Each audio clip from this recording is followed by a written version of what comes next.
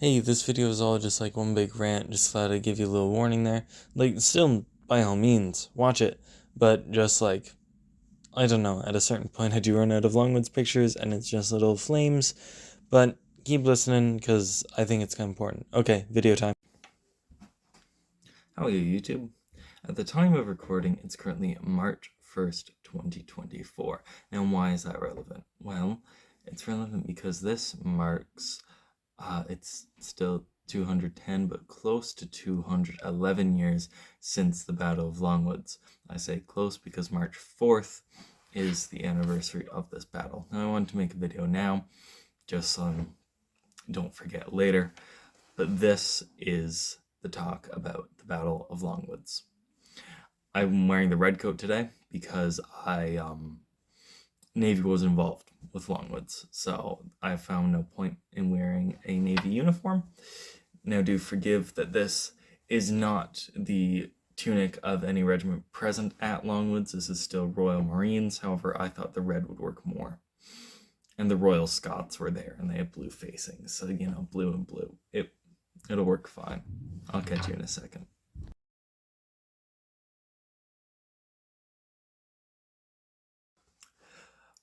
So why Longwoods? Why am I talking about that? I could talk about Fort Erie, Lundy's Lane, Stony Creek, anything really that's a bigger or would have more of an impact on the war effort. Is this like a Waterloo of Canada? No, not at all. Did this change the way the war was fought, the War of 1812? Once again, no, it didn't.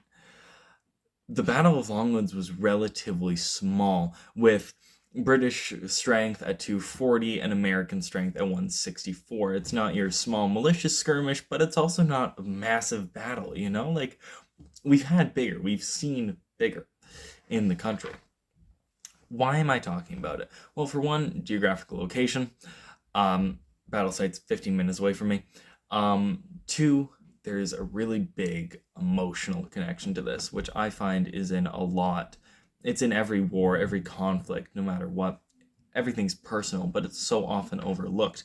And the story of Longwoods and one particular combatant really brings back the personality and the human experience of war.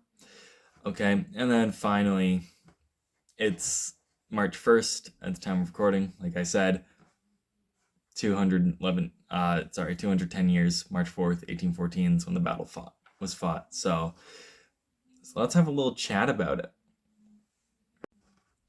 So as a quick bit of background, the Battle of Longwoods didn't spawn out of nowhere. By the time of the Battle of Lake Erie, of course, British defeat, the entire area of modern-day southwestern Ontario became a no man's land. There wasn't a strong British nor American force in the area. All you really saw were small skirmishes between militia and between American raiding parties, mostly mounted cavalry. This is also where you see lots of action within the Canadian Volunteers, the treasonous group of Canadians who were not happy with how the British ran the country and instead turned to the United States to fight their British government in war. Of course, these people, when captured, were hung, drawn, and quartered, but that's another video, one about being hung, drawn, and quartered, and two, the Canadian Volunteers, that I can talk about if there's interest. Either way. So this is all no man's land. Went a little bit of a rant there, sorry, cut that short. But this is all no man's land here. Now the British, they decide that they want to build an outpost at Delaware. Delaware, Ontario is where it is now. The British, they want to establish their presence again. They're not too happy that they lost this land, so we're coming back. The Americans hear of this, but the British launch a surprise attack in Chatham, Ontario, and capture an American raiding party camped out there. The Americans are not happy, and they decide they're going to push forward. So now we have Colonel Anthony Butler of the 28th U.S. Infantry. He's coming up to capture one of the British posts, either at Delaware or Port Talbot. He was going to go up to Port Talbot. He thought that was more strategic. He can have naval support. However, a band of Canadian militia skirmished with him, and held them back. And he knew they would go warn the British regulars, hey, they're coming, get a bigger force, play the defensive. So instead, what ends up happening is he goes to Delaware. Now, who finds him up in Delaware? The Caldwell's Rangers. They're going up there with mounted detachments from the 24th, 26th, 27th, and 28th U.S. Infantry, as well as 2 6-pounder cannons. However, it's March at this time. The ground is slowly defrosting, so it's getting muddy and it's getting soft. The cannons that they had got stuck. They left them behind. They also had a few militia, but they're not kept in many dispatches or anything like that. Either way, this is now put from Colonel Butler down to a Captain Holmes. Because Holmes failed to capture Port Talbot, he was 15 miles or 24 kilometers away from Delaware, the station at Delaware. But he learns from a Canadian renegade trader that 300 British regulars are on their way to Delaware at this very moment, and were within an hour's march for him. Then left a militia group of Michigan raiders to be the rear guard of the army while he retreated 5 miles to 20 Mile Creek. So he heard of this, he fell back and left the Michigan militia there. They then fell back shortly after a skirmish with the Caldwell's Rangers, who were fronting the British attack. And from there, they fell back and they started building defensive on what is now Battle Hill in Longwoods. They built this abatis, okay? This is like Napoleonic era barbed wire.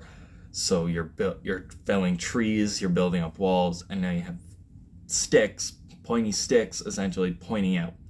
This, same way as barbed wire, is not going to kill someone, but it's going to slow you down. It's very, very difficult to get through, especially when you're being fired at. These defenses have been built, and now they wait for the battle to begin.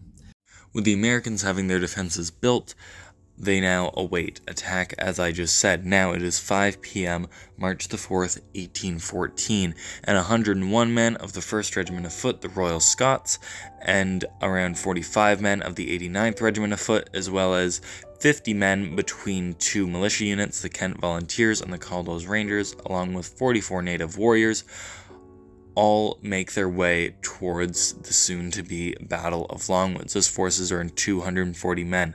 Now, Captain Stewart of the Royal Scots, who is the commander at Delaware, did not think there would be a fight and had instead gone to Essex to converse with the militia. So now this force is governed by Captain James Lewis Basden of the 89th Regiment of Foot. Now, Basden did not have a very good idea of the ground and the American strength, but he attacked immediately anyways. Now, the militia and the Rangers and the natives all flanked to the north and by the sides, and then he would lead the British regulars right in the front of the American position and just charge at them. So he started skirmishing, and now the regulars are here opening fire and volleys on the American line.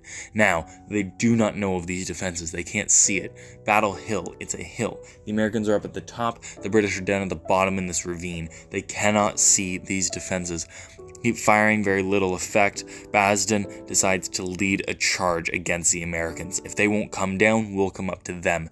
They charge in through this ravine. The only way they can get across is on this bridge, this narrow bridge, this narrow road, getting them in pretty much 2 by 2. The Americans take advantage and fire volley after volley into the British line. Anyone who was leading this charge had been mowed down. Now, Basden had only now figured out about these defenses that the Americans set up, but he can't call them back now. The British charge the hill, but it's still March. It's March 4th. It's warm enough for the snow to roughly melt, cold enough to keep it frozen. It is that icy sleet that all Canadians know.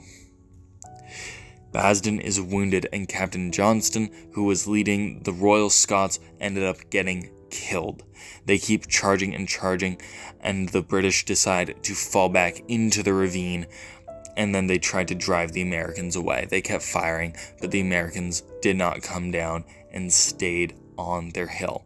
The natives did make a fair amount of success. However, their numbers were too small and they didn't attack. At 6:30 p.m., when the sun decided to set, the entire British force fell back, commanded by Ensign Mills of the 89th Regiment of Foot. The British had suffered 14 killed and 51 wounded, with 1 wounded prisoner and 1 missing man.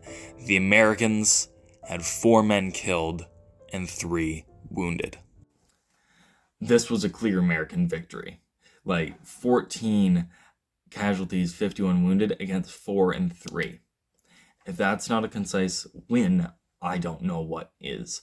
I'm not here to talk about that, though. That was a very rough overview of Longwoods, okay? It was a battle. What I want to talk about is that Ensign Mills. Now, of course, ensign is the lowest officer rank in the army. That's where you start. In the army, you buy your rank. Your dad's rich. First son gets most of the land, most of the money. Second son gets a little bit of money, but he can go buy himself off a house. Third son, not much money left. Dad's going to buy you into the army. He's going to buy your rank. You're going to try to rise through the ranks. Ensign Mills was 16 years old. I want you to think about that for a second. I'm going to say it again. Ensign Mills was 16 years old. In our modern world, he would have just gotten his G1 license. He can't vote, he can't drink, he can't do anything. He is a child. He is in grade 10 or starting grade 11. He's serving in the army. He now has full command of the British forces. This boy turned man, but this boy watched 14 of his men get killed and 54 of them wounded in some of the most brutal ways possible through land that he never knew. He's not Canadian. The 1st Royal Scots are from Scotland. The 89th Regiment of Foot, they're Irish. This was not their land. These were not Canadian men. These were Scottish and these were Irishmen. This was land they've never seen. This was weather that for the earlier months they have never endured before being stationed in Canada. And this 16-year-old, after watching all those men die, his ears still ringing from the musket fire and his eyes flashing, adrenaline pumping, his heart racing, calls for the retreat. His remaining force falls back. And what does he have to do? He can't sit. He can't recover. He goes all the way from Delaware, Ontario, to Burlington to explain to the Army High Command why this attack failed. Like I said, he's the lowest possible officer, okay? Typically, ensigns were used as flag bearers. You would carry the flags.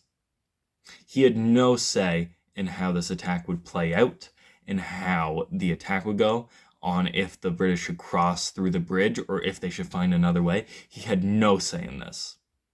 And yet he went to speak to Army High Command. Why did this fail? We don't hear anything else about Ensign Mills. No one could tell you what happened to him. The poor, once again, 16-year-old boy who had to endure that trauma. Now, this is something that is not uncommon. We see in the Navy child sailors. You see child soldiers all the way through history, even through our modern day. And even then, even if he was not 16 years old, that's still an insane amount to go through. Now, of course, these men are soldiers. They've understood this. This is their life. This is their job. But that doesn't leave any more or less fear. Once again, this is a 16-year-old child in our modern world. Think about what a 16-year-old does. They go to school, maybe they have a job, minimum wage, they're not serving in the army, they're not commanding a British force, they're not speaking to generals about why this failed. They're just pissing around, right? It's something that we have to remember. And it goes beyond like so many people's minds. No one thinks about that personal experience of just what it was like in war. Napoleonics especially gets so romanticized. You look at the First World War and the Second World War, we look how grueling it was. Your Napoleonics, your medieval, anything like that, it's so romantic. The paintings and all that, the uniforms, it's gentleman's war. It wasn't gentleman's war. It was gruesome war, it was horrifying war, and it was traumatic war. All war is hell, no matter where, when, or how it's fought.